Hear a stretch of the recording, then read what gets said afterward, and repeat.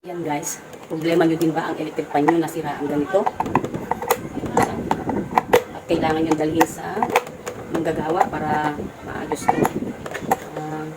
Pero meron akong technique dito para hindi na tayo pupunta ng ang shop para lamang bumili ng ganito. Kasi tumura lang naman din ito, kaya lang yung shop sa amin malayo. So, tatry ko po na ayusin, no? Sundan nyo ako. So, ayan, gagamit tayo ng ating automatic drill. Ayan, yung pangkalas natin. Para hindi po tayo magtagal. Alisin muna natin ito.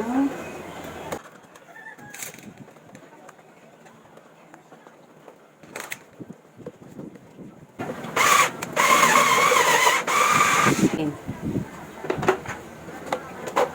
Oh, napakadumi.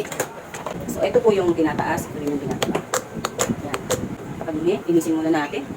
So, ayan, linis na po natin. Natanggal na natin yung mga libag. So, ayan guys, mag-improvise muna tayo. Ayan. So, may tali din eh. Pwede natin talian yan.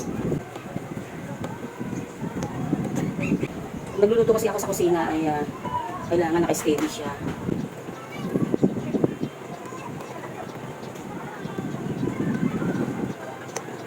Ayan, pwede na. Ayan. Pwede na natin siyang i-steady. Basta ito ay nasa labas. So, ayan, naka-steady siya. Ayan, naka-steady. Ayan.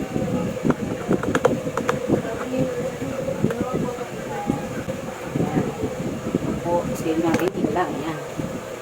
So, ayan, naka-steady na siya, oh. So, ayan, okay na po. Balik na natin yung kit niya. Remember, safety first, patayin muna natin ang ating kuryente, ayan. So, gawin na natin ito. Pansamantala lang, naman. Kasi para maluwag na rin ito, parang kailangan na rin palitan ito. So, for emergency, pwede pa rin siya. Mapapakinabangan pa rin naman. Nagluluto kasi ako, napakainit. Lagyan na natin yung tornilyo. Kailangan pag nilalagay po natin kasi may butas siya, kailangan naka-center po yan.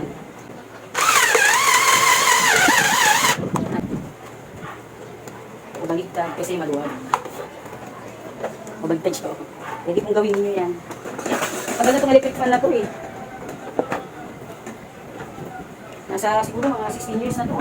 Matapos sa Gigalo, 15 years. Or ilang taon na to? Mga 40 to 15 years, ganyan. Kasi baka matanda pa ito sa aking bulso. Kay Jewel.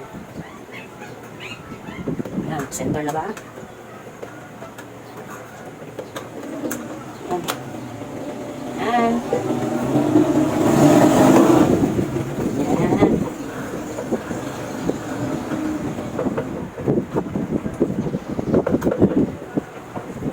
Oh, steady na. Okay na, pwede na. Salamat po sa panonood at magtulog po na ako.